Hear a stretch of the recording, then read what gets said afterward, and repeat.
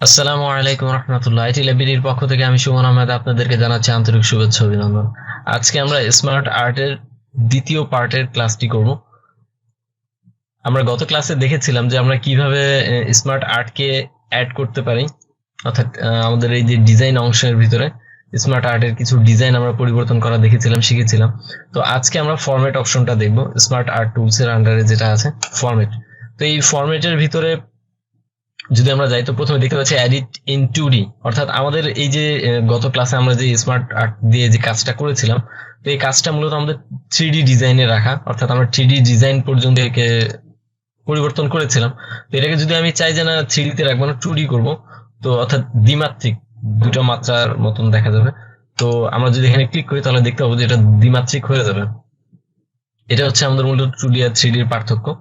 এরপরে হচ্ছে যে অপশনটা আছে চেঞ্জ শেপ, অর্থাৎ আমরা যদি আমাদের এই শেপ গুলোকে কোনটা পরিবর্তন করতে চাই, যেমন আমি যদি এই শেপটা, অর্থাৎ যে শেপটা আমার সিলেকশনে থাকবে, আমি এই শেপটাকে সিলেক্ট করে রেখেছি, আমি এটাকে আরেকটু বড় করে নিই।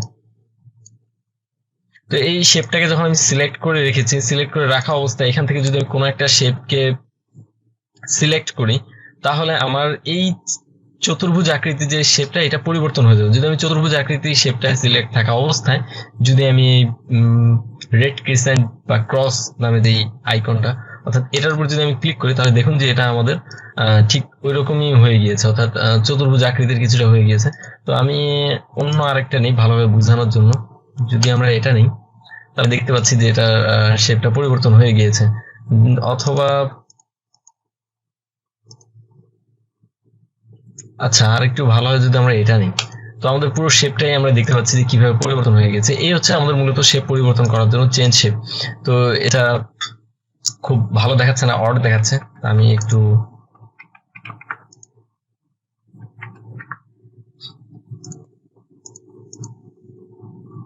আচ্ছা, তবে এটাকে পরিবর্তন করে দিলাম। এই হচ্ছে মূলত আমাদের চেঞ্জ শেপের কাজ। আচ্ছা, এর পরের অপশনটা হচ্ছে লার্জার। দেখুন আমাদের এই যে রংপুর লেখার যে আইকনটা আছে, অর্থাৎ ডাউন অ্যারো সাইনের যে আইকনটা আছে, যদি আমরা চাই আইকনটাকে আর একটু বড় করতে, অর্থাৎ এটা তুলনায় এটা আর একটু বড় হবে, তাহলে আমাদের এইটাকে, অর্থাৎ যেটাকে আমরা বড় করতে চাই সেটাকে সিলেকশনে রেখে এরপর হচ্ছে আমরা লার্জার এটার উপর যদি ক্লিক করতে থাকি, তাহলে দেখতে পাবো যে ওটা বড় হয়ে যাচ্ছে। আশা করি আপনারা বিষয়টা বুঝতে পেরেছেন। এরপরে হচ্ছে স্মলার। তো আমরা যদি চাই যে এটাকে তুলনামূলক আরো ছোট করব, অথবা এইটাকেই ছোট করব, তাহলে আমরা জাস্ট যে কোনো একটাকে, অর্থাৎ যেটাকে আমাদের যেই শেপটা আমরা ছোট করার প্রয়োজন মনে করতেছি, তো সেই শেপটার উপরে ক্লিক করে আমরা যদি স্মলারে ক্লিক করতে থাকি, তো দেখতে পাবো যে এটা ছোট থেকে ছোট হইতে থাকবে। তো এই হচ্ছে মূলত এই বিষয়টা, মূলত আমাদের শেপের ভিতরে যে সেটিংস গুলো আছে এটা হচ্ছে তার কাজ। আচ্ছা, এখন হচ্ছে যে শেপ স্টাইলস, অর্থাৎ আমাদের এই শেপের বিভিন্ন পরিবর্তন, অর্থাৎ স্টাইলের বিভিন্ন পরিবর্তন করার জন্য। তো আমরা দেখি যে এখানকার লেখাগুলো যদি পরিবর্তন করি তাহলে কি হচ্ছে। দেখুন আমাদের এখানে পিছনে কমলা কালারের একটা রং দেয়া। তো আমি যদি এইখান থেকে একে ক্লিক করি তাহলে দেখতে পাচ্ছেন যে এটার বর্ডারটা হচ্ছে নীল রঙের দেয়া। তো ঠিক এটার বর্ডারটা নীল রঙের হয়ে গিয়েছে আর ফিলটা খালি হয়ে গেছে, ঠিক যেমন এটারটা। তো আমরা যদি এখানে ফিল ভর্তি আছে এরকম যদি কোনো একটা নেই, অথবা এরকম নেই, তো ঠিক যে যেমনটাই নিব এখান থেকে,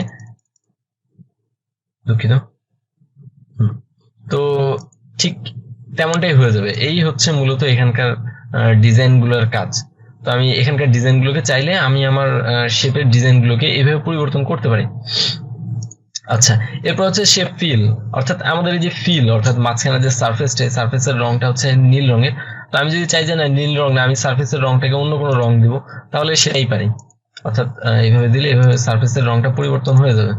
আচ্ছা, এরপরে এই সারফেসের চারপাশে বর্ডারটা যেটা, অর্থাৎ যদি এখানে আমি বর্ডারের কোনো রং আমি দেখতে পাচ্ছি না, কারণ রং দেখা যাচ্ছেও না, কারণ রং দেয়া নেই। তো আমি যদি চাই যে এটার বর্ডার রংটা পরিবর্তন করতে, তো সেই ক্ষেত্রেও আমি কিছু করতে পারি। অর্থাৎ দেখতে পাচ্ছেন বর্ডার রংটা কিছুটা পরিবর্তন হয়েছে, কিন্তু খুব চিকন বর্ডার হওয়ার কারণে দেখতে পাচ্ছিলাম না। আমরা একটু জুম করে দিই তাহলে ভালো করে দেখতে পাবো যেটা বর্ডারটার রং পরিবর্তন হয়ে গিয়েছে।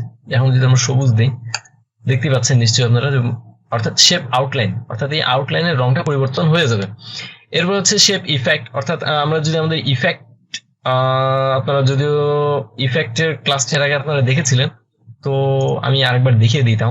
শ্যাডো দিয়ে দেখুন, যদি আমি শ্যাডো দিয়ে দিই, অর্থাৎ এগুলো প্রত্যেকটা আলাদা আলাদা করে পরিবর্তন হয়ে যাবে। বেভেল, তো আশা করি এগুলোর সাথে আপনারা পরিচিত ছিলেন। অর্থাৎ আপনাদেরকে দেখানোর উদ্দেশ্য হচ্ছে যে আপনারা যেন নিজেদের মতন করে, নিজেদের মন মতন করে আপনারা পরিবর্তনগুলোকে করে নিতে পারেন আপনাদের সুবিধা মতো, আপনাদের প্রয়োজন মতো।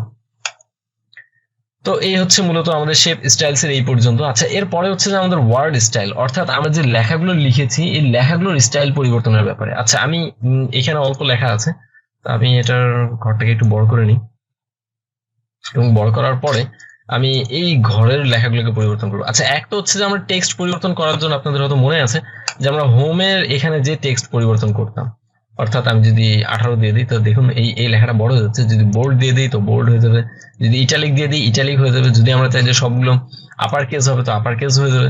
এবং এখান থেকে আমরা যদি অন্য কোনো ফন্ট স্টাইল সিলেক্ট করি তাহলে সেটা পরিবর্তন হয়ে যাবে। একটা হচ্ছে যে এখান থেকে চেঞ্জ করা, আর হচ্ছে ফরম্যাটের আমাদের এই ওয়ার্ড স্টাইল থেকে আমরা চাইলে চেঞ্জ করতে পারি। যেমন আমরা যদি এটাতে দেই, তো আশা করি আপনারা পার্থক্যটা বুঝতে পারছেন যে কি পরিবর্তন হচ্ছে। তো আমরা আমাদের প্রেজেন্টেশনের আকর্ষণকে বাড়ানোর জন্য, আমাদের প্রেজেন্টেশনকে আরো সুন্দর থেকে সুন্দর করার জন্য আমরা এগুলো বিভিন্ন বিষয়গুলো ব্যবহার করে করে আমরা আমাদের প্রেজেন্টেশনটাকে সুন্দর করতে পারি। আচ্ছা, আমি এটাতেই রাখছি। এবং এরপরে হচ্ছে যে আমাদের টেক্সটের যে কালারটা দেখুন, আমাদের এইটার যেমন এই শেপের ক্ষেত্রে যেমন মাঝখানে ফিলের রং অর্থাৎ সারফেসের রং একরকম আমরা পরিবর্তন করতে পেরেছি। তারপর হচ্ছে যে আমাদের সারফেসের চারপাশে যে আউটলাইনটা আছে, তো আউটলাইনের রংটাও আমরা পরিবর্তন করতে পেরেছি। ঠিক একইভাবে আমি চাইলে আমি আমার টেক্সটের ক্ষেত্রেও সেই কাজটা করতে পারি। আমি আমার পেজটাকে জুম করে নিচ্ছি আপনাদের দেখার সুবিধার জন্য। সেটা হচ্ছে যে আমাদের যে লেখা যে টেক্সটটা, তো টেক্সটেরও মাঝখানে একটা সারফেস আছে, আমরা চাইলে এই সারফেসের রংটাকেও পরিবর্তন করতে পারি, অথবা যদি চাই যে আমাদের সারফেসের অর্থাৎ টেক্সটের সারফেসটা চারপাশে যে আউটলাইনটা আছে সেই আউটলাইনের রঙও আমরা পরিবর্তন করতে পারি। সেটা কিভাবে করতে পারি দেখুন, এই যে এইভাবে। আচ্ছা, দুঃখিত আমি এটাকে সিলেকশনে রাখিনি। আশা করি আপনারা বুঝতে পারছেন। যদি আউটলাইনের রংটা পরিবর্তন করে দিই তাহলে আর একটু ভালোভাবে বুঝতে পারবেন। ঠিক আছে, তো এই হচ্ছে বিষয়। আর টেক্সট ইফেক্ট, তো ঠিক ইফেক্টের কাজটাও প্রায় সেম একই রকম। আমরা যদি চাই আমরা আমাদের ইফেক্ট গুলোকেও পরিবর্তন করতে পারি, সিডি লেখাগুলোকে দিয়ে আমরা এইভাবে আমাদের টেক্সটের স্টাইল গুলোকে চেঞ্জ করতে পারি।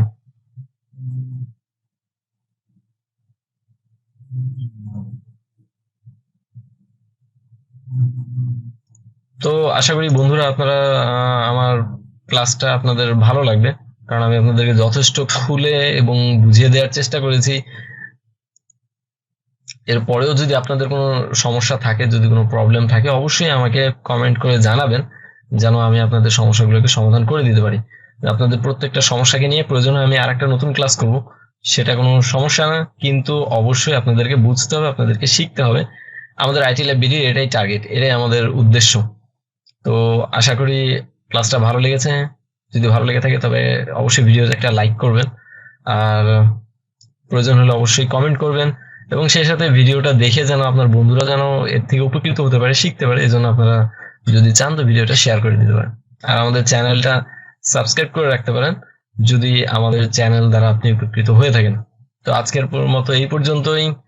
পরবর্তী ক্লাসে টিউটোরিয়াল আসা পর্যন্ত আল্লাহ হাফেজ।